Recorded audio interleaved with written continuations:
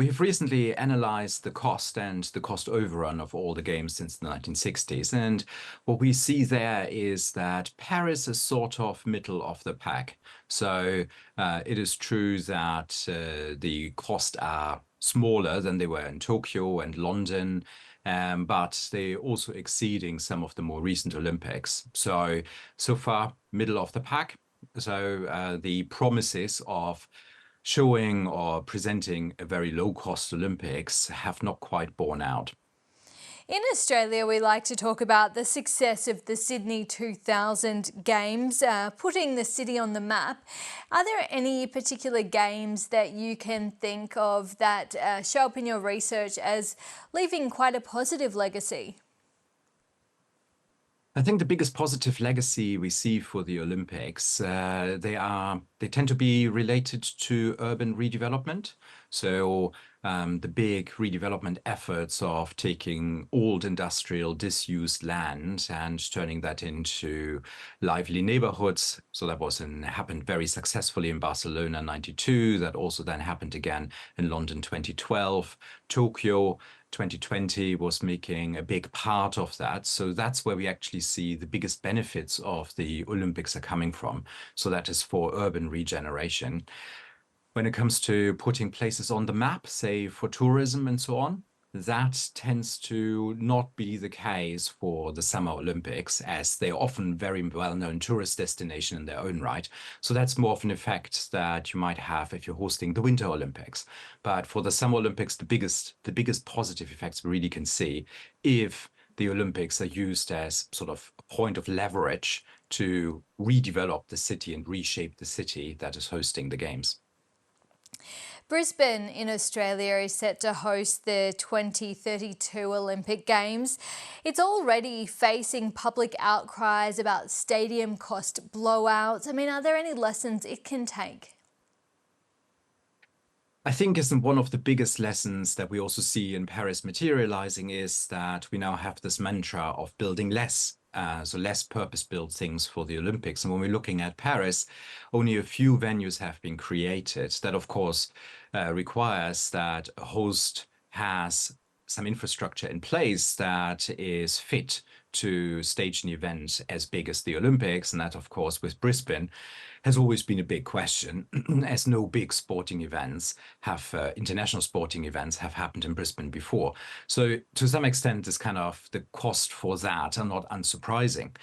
But the other things that we are very keen at observing at the moment as well is that with this mantra of using existing facilities, retrofitting them and then reusing them, that we do see that the cost we expect to happen because we already have all that infrastructure, but the costs that are required to bring them up to date are much larger than initially anticipated. So unfortunately, that is not a particular big surprise, but hopefully, and that's, I think, a lesson we can learn from both Tokyo and Paris now as well, is we can actually start looking with realism at some of the numbers of what it really takes to refurbish existing infrastructure and build new. And I think the other big lesson is particularly because Brisbane, we're still 8 years out.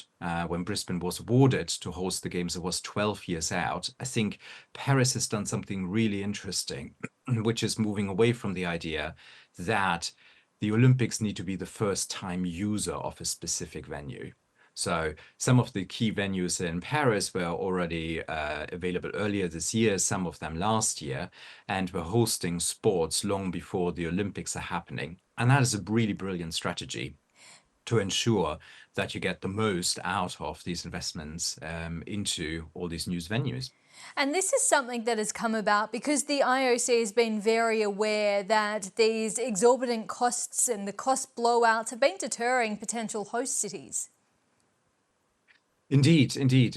And so they have been deterring host cities. I don't think that with the current way the games are staged, we will see any emerging economy like Brazil ever bidding for them again.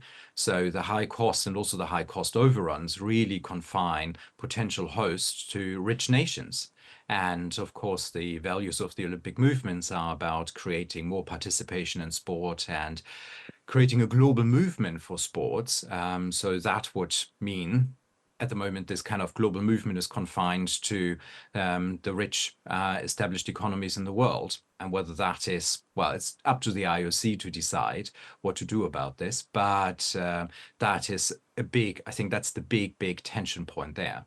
And the second element of this is not just the cost, but also building new stadia, building new facilities, of course, has a large carbon footprint. So in order to not only make the games economically sustainable, but also environmentally sustainable, that idea of building less is, of course, a good idea. But that will then even further shrink the potential pool for hosts to those who actually have that kind of infrastructure already in place. So that is a really big tension that the IOC needs to somehow manage through. What about the size of the Olympics? Because if you go back to 1960, there were 150 events. In 2024, there are well over 300. Have the Olympics become too big? The Olympics have become certainly very large, and I think a couple of years ago, the number of competing athletes was capped at 10,000.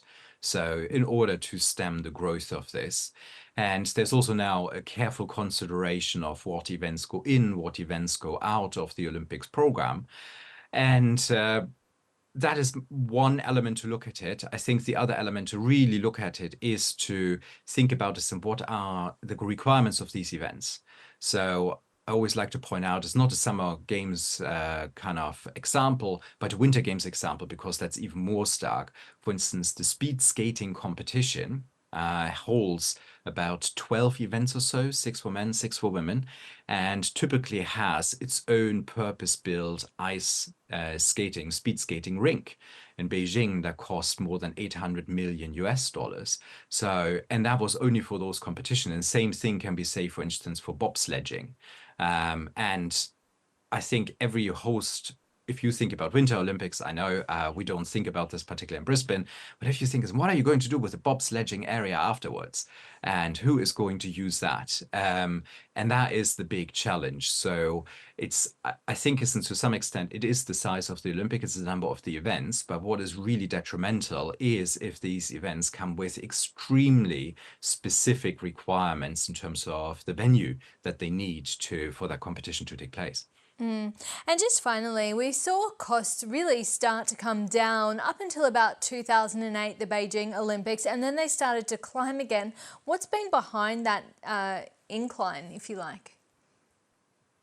So to some extent, I think that's what everybody has been grappling with, and that's what we see Brisbane grapple with, and also Los Angeles already grappling with, is that those were the golden years when inflation was really low for the construction sector and all construction activities. But since then, we've seen a heating in the construction market, and particularly in Australia, we've seen a massive overheating of the construction market.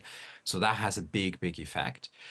The other big element of this is that sort of since then, we are much more aware of the security implications. So delivering secure games is a huge cost item in the Olympic Games, and that includes the physical security, so terrorism and other measures, but also cybersecurity. So those costs have gone up dramatically since then. Alex Budzier, it's fascinating to talk to you. Thank you so much for your time. Thanks for having me again.